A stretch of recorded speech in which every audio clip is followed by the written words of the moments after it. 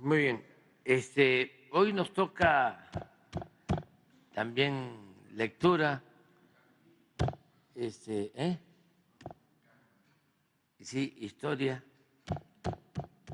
Nos corresponde hablar del apóstol de la democracia, de Francisco I. Madero. Leo lo correspondiente al presidente Madero. Van a ser 3 partes, porque sí, se trata de, pues, el apóstol de la democracia. Y vamos a hacerlo hoy, mañana y pasado. Terminamos con el presidente Madero.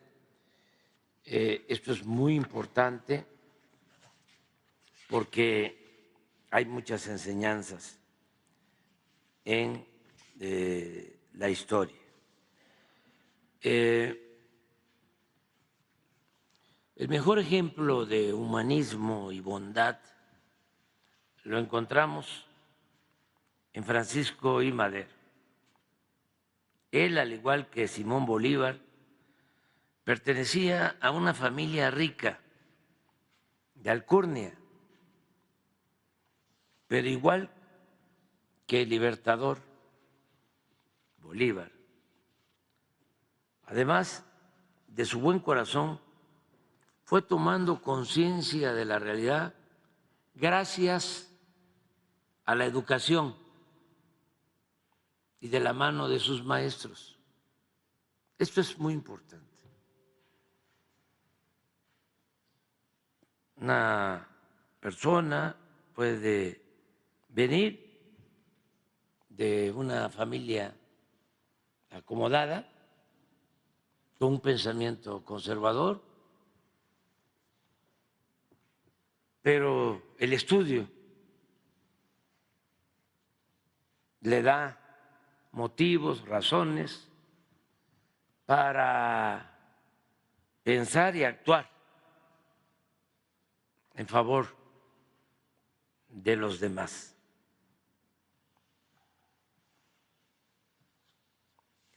Los dos coincidían,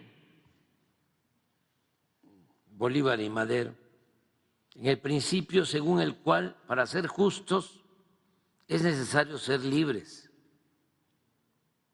Uno de los bolivarianos más auténticos, el maestro Carlos Pellicer, decía que los sentimientos de justicia son hijos de la libertad, pues nunca siendo esclavos podremos ser justos.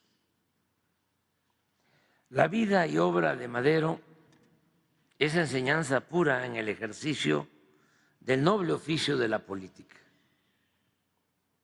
En Madero hay ideales, así como emotivas y trágicas lecciones. La trayectoria política de Madero es excepcional y virtuosa. De joven se formó en la Escuela de Altos Estudios Comerciales en Francia y en la Universidad de California, en Berkeley. Como lo muestran sus escritos y su correspondencia, tenía buena preparación intelectual y conocimiento de la historia de las ideas políticas. En Francia se empapó del pensamiento y la actuación de los revolucionarios de finales del siglo XVIII y de los importantes acontecimientos del siglo XIX. Por otra parte, asimiló y se convirtió en practicante de la corriente espírita, que en ese entonces era una doctrina de gran valor filosófico. Esto último, aunque fue usado en su contra, con extrema simplificación, le sirvió para afianzar sus convicciones, al grado de que mediante estas prácticas llegó a la íntima conclusión de que debía arriesgar hasta su vida por la causa de la libertad. Esto también es importante para los jóvenes. Debe tomarse en cuenta que por lo general un luchador social o político que busca transformar una realidad de injusticia y opresión siempre es movido por ideales y principios, por una doctrina o simplemente por una creencia. Nadie podría hacer algo verdaderamente trascendente por puro pragmatismo, sin poseer alguna de estas virtudes o valores. Siempre en la vida se busca algo. Y se tiene una doctrina, un ideal, un principio, que es el que nos hace caminar, vivir y ser felices. Madero dio pruebas de ser un excepcional empresario con inquietudes políticas libertarias. Desde que regresó de Francia en 1902, Frédéric Katz, riguroso historiador de la Revolución Mexicana, sostenía que al hacerse cargo en 1903 de una hacienda de su padre en San Pedro de las Colonias, Coahuila, combinaba un enfoque económico práctico con ideas explícitamente filantrópicas. Comenzó por aumentar los salarios de sus trabajadores agrícolas. Los sometió a exámenes médicos periódicos e introdujo la educación obligatoria, de manera que el nivel de vida que gozaba en su hacienda era muy superior al que prevalecía en las haciendas vecinas. Se refiere a los trabajadores de su hacienda. Madero combinó esta actitud hacia sus trabajadores con la introducción de métodos de cultivos nuevos y más productivos, lo cual muy pronto incrementó en forma notable sus ganancias e hizo de su hacienda una especie de empresa modelo, tanto en términos sociales como económicos. Al margen de los negocios, en 1905 actuó como presidente del Club Democrático Benito Juárez en Coahuila contra la reelección del gobernador Miguel Cárdenas. Luego de esa elección fraudulenta, lanza un manifiesto a la nación denunciando que la soberanía del Estado de Coahuila es un simple mito y llama a los ciudadanos a no claudicar ante la imposición antidemocrática. Un poco antes, a finales de 1904, y gracias a la intermediación de Camilo Arriaga, había prestado $2,000 para ayudar a que volviera a imprimirse ahora en San Antonio, Texas, el periódico Regeneración. Él aportó $2,000. Ricardo Flores Magón le agradeció el servicio prestado a la causa porque, cito a Ricardo, si no hubiera sido por usted, dada nuestra situación difícil en San Antonio, hubiéramos ido al desastre, a la derrota y a la anulación completa de nuestras labores. Luego las relaciones, porque así son las cosas en la política, incluso entre revolucionarios. Las relaciones entre los dos se deterioraron porque uno se ubica en la línea moderada, Madero, y el otro en la más radical, Flores Magón. Pero aún con las fuertes acusaciones que intercambiaron, después de la ruptura, siempre lucharon y supieron, como pocos, que era posible derrocar al todopoderoso régimen dictatorial de Porfirio Díaz. Y eso tal vez exacerbaba la rivalidad. Los dos querían dirigir el movimiento antiporfirista. Lo intentó primero Ricardo Flores Magón, convocó varias veces, 2, 3 veces, a tomar las armas en contra de Porfirio Díaz. No tuvo éxito, incluso esos levantamientos llevaron a la represión, al encarcelamiento de dirigentes. Por ejemplo, en uno de estos levantamientos detienen en Chihuahua a dirigentes, quiero acordarme de los hermanos de San Luis Potosí,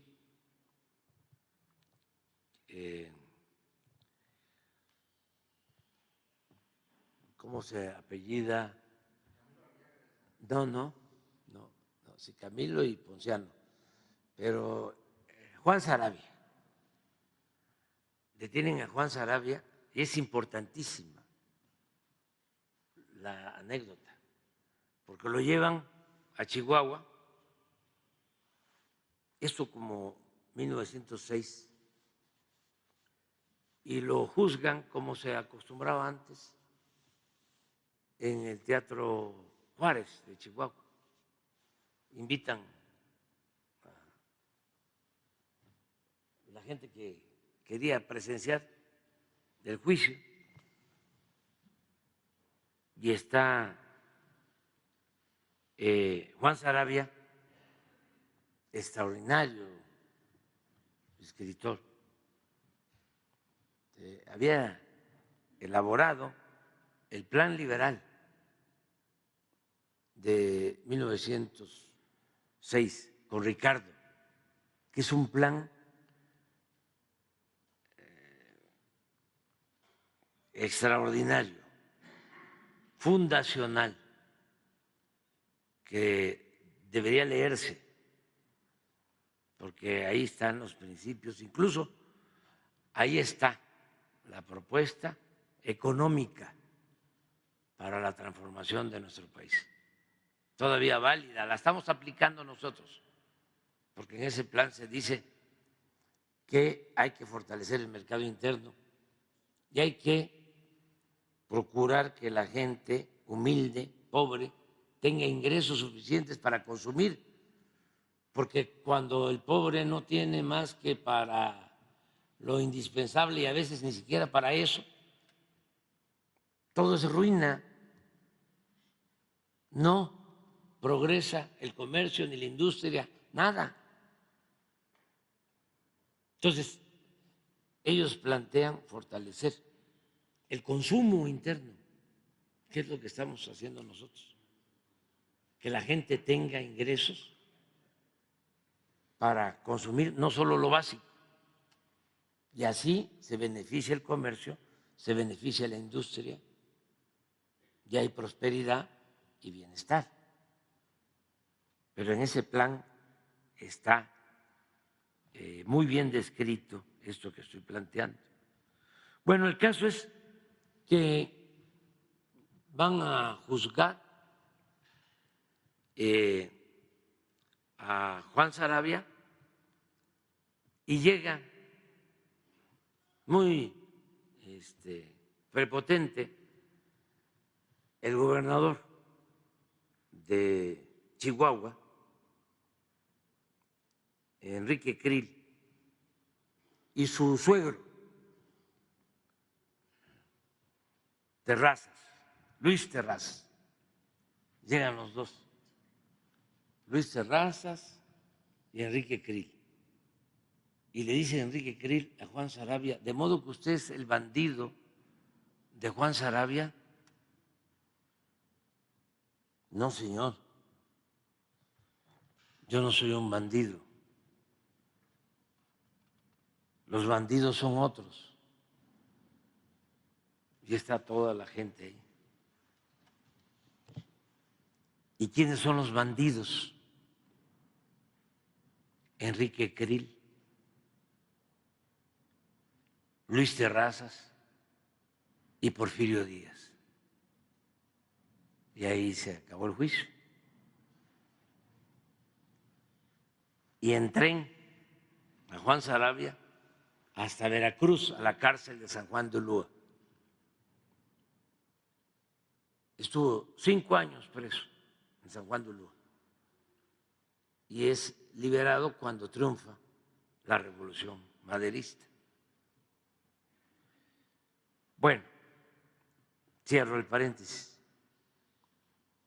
Durante la segunda mitad de 1908, Madero se ocupa de escribir en San Pedro de las Colonias, Coahuila, su libro La sucesión presidencial, en 1910, cuyo subtítulo es El Partido Nacional Democrático, que aparece en diciembre de ese año. El libro, como afirma Daniel Cosío Villegas, es el mejor análisis crítico del régimen porfirista desde la aparición en 1892 de la cuestión presidencial en 1876, escrito por José María Iglesias. Desde luego, esta opinión de que era y es un buen libro, La sucesión presidencial, no la compartieron los intelectuales de su época y muchos en la actualidad le escatiman valor literario y científico. Unos por negarse a reconocer en Madero a un hombre de ideas, otros por no entender que una cosa es el análisis académico de la realidad y otra, a veces muy distinta, es el ejercicio de la política, que siempre busca, si es buena política, que se haga historia y debe al mismo tiempo ser este oficio y el mensaje claro y mantener el equilibrio entre la eficacia y los principios. A sus contemporáneos les pareció que Madero ni siquiera estaba dotado de conocimientos para escribir un libro, empezando por su abuelo, don Evaristo Madero, que era porfirista, su abuelo. Quien duda de que su nieto lo haya escrito, decía don Evaristo, pues lo considera incapaz de semejante proeza. Los especialistas posteriores no solo lo encuentran mal organizado y sin rigor metodológico, sino que lo califican de superficial, de no tratar el problema social a fondo. Lo cierto es que aún prevalece el prejuicio de que Madero, miembro de una familia rica, empresario y agricultor norteño, no podía aspirar a escribir más que cartas personales. A don Agustín Yáñez, no obstante, a este gran escritor, secretario de Educación, le conmueve advertir el esfuerzo de un hombre hasta entonces consagrado a cuidados agrícolas y mercantiles ajenos a los secretos de la expresión, que lucha por hallar formas exactas para hablar al pueblo sin exacerbar a los poderosos ni ahuyentar a los asustadizos. Todo esto induce, dice don Agustín Yáñez, a buscar las palabras, los giros y los matices expresivos más ajustados a sus propósitos y suprimir o atenuar exabruptos irreparables o inconducentes a obtener que la exposición de su pensamiento sea clara, accesible al lector medio, sin mengua de la emoción que la impulsa. Hasta ahí la cita. Además de estar bien escrito, el contenido del libro es de primer orden. Repasa los males de la nación, cuestiona las injustas guerras de Temochic y Valle del Yaqui, sostiene que las huelgas de Cananea y Río Blanco tuvieron su origen porque Porfirio Díaz recibía apoyo de los capitalistas, critica la falta de libertades, la política exterior, el estancamiento de la educación y las actividades agrícolas, mineras e industriales, y el mal manejo de la hacienda pública. Señala que el progreso material se había logrado con una enorme deuda. Esto, por ejemplo, se desconoce. Cuando se piensa en el gobierno de Porfirio Díaz, siempre se habla de que era un gobierno muy eficaz en el manejo de las finanzas. Es de los gobiernos que más se endeudó, o mejor dicho, que más endeudó al país.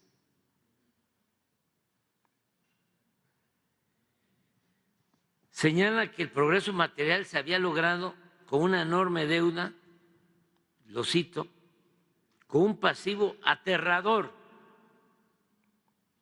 Cuestiona a Ramón Corral, aspirante a la vicepresidencia de la República, entre otras cosas, por su responsabilidad en la guerra del Yaqui y por su nula vocación democrática, inclinado a ser más partidarios de sus allegados que del pueblo. A Bernardo Reyes, el otro candidato a la vicepresidencia, lo considera profundamente imbuido en las prácticas absolutistas y asegura que con él,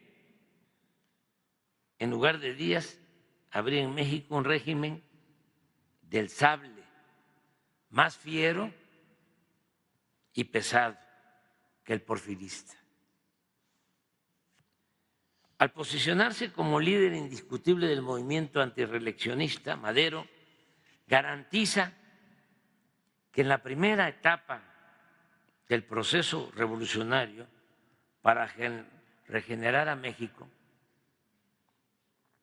no hubiera traiciones.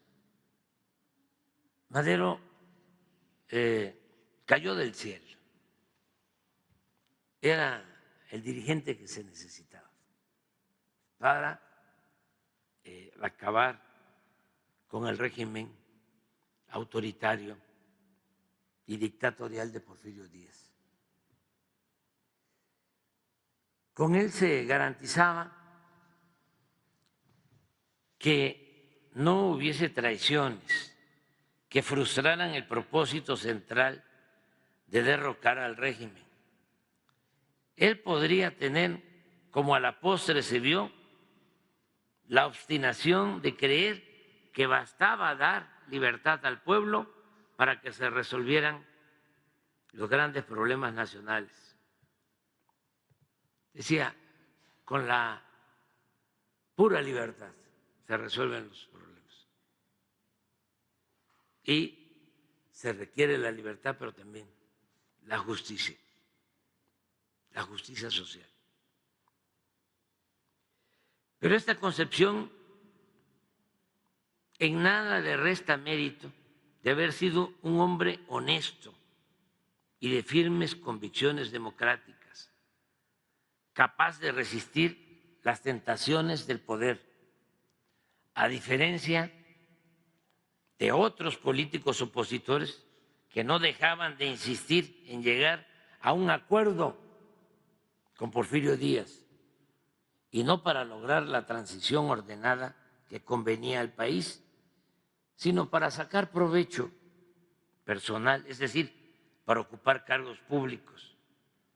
Madero jamás titubeó ni dio muestras de flaqueza como las que acecharon a algunos dirigentes distinguidos del movimiento antirreeleccionistas, como mi paisano Pallavicini, como Vázquez Gómez, como Toribio Esquivel Obregón, entre otros, que flaquearon o traicionaron. Por eso era imprescindible Madero, ese pequeño burgués vegetariano, homeópata, abstemio, espiritista, lleno de determinación, aplomo y gran vocación democrática.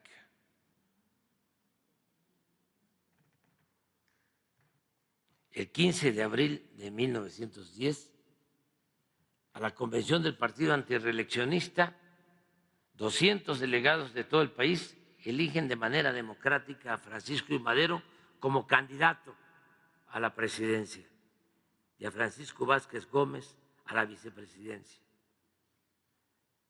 Llama la atención porque le regateaban méritos,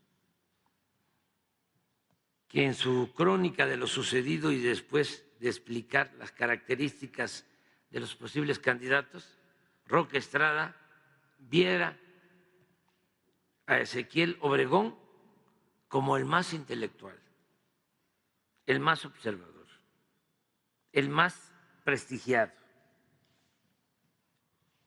y el de más intensa cultura,